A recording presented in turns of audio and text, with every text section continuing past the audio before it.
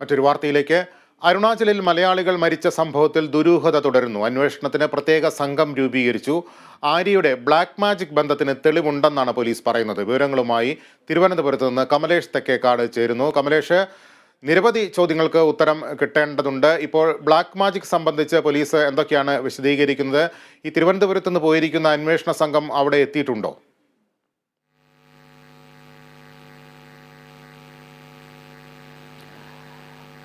ലിബീഷ്, ഇതിൽ ഇവിടുത്തെ SP ആണ് ഇപ്പോൾ ഇത് സംബന്ധിച്ച ഒരു പ്രതികരണം നടത്തിയിട്ടുള്ളത്. ഇവർ കഴിഞ്ഞ മാസം 8-ാം തീയതി, 28-ാം തീയതി, അതായത് മാർച്ച് 28-നാണ് ഇവിടെ മുറിയെടുക്കുന്നത്. 1-ാം തീയതി മുതലാണ് ഇവരെ കാണാതാവുന്നത് ഹോട്ടലിൽ നിന്നും. അത്തരത്തിൽ അന്വേഷിച്ച് ചെന്നപ്പോൾ ഇവർ മുറിയിൽ മരിച്ച നിലയിൽ കണ്ടെത്തുകയായിരുന്നു എന്നുള്ളതാണ്. 1-ാം തീയതിക്ക് ശേഷമാണ് ഇങ്ങനെയൊരു ഇവരെ കാണാനില്ല എന്നൊരു പരാതി വരുന്നത്. പിന്നീട് ഹോട്ടൽ ഉടമ തന്നെ അന്വേഷിച്ച് ചെന്നപ്പോൾ ഇവരെ 3 പേരെയും മുറിയിൽ മരിച്ച നിലയിൽ കണ്ടെത്തുകയായിരുന്നു എന്നാണ് ഇപ്പോൾ SP വ്യക്തമാക്കി.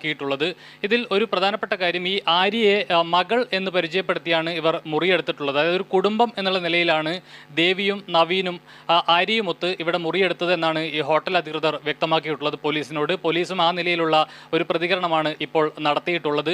ഇവർ ബ്ലാക്ക് മാജിക്കിൻ്റെ ഭാഗമായി തന്നെയാണ് ഈ മരണങ്ങളെല്ലാം ഉണ്ടായിട്ടുള്ളത് എന്ന സ്ഥിരീകരണം കൂടി പോലീസ് നടത്തുന്നു എന്നുള്ളതാണ്.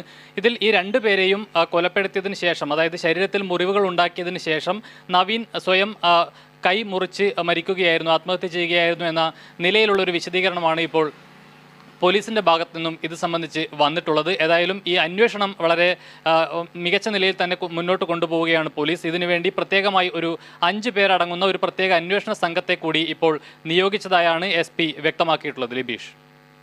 ശരി കമലേഷ്, അരുണാചൽ പ്രദേശിൽ മലയാളികൾ മരിച്ച സംഭവത്തിലുള്ള ദുരൂഹത നീക്കാനുള്ള ശ്രമത്തിലാണ് പോലീസ്. വിവരങ്ങളാണ് കമലേഷ് തെക്കേക്കാട് നൽകിയത്.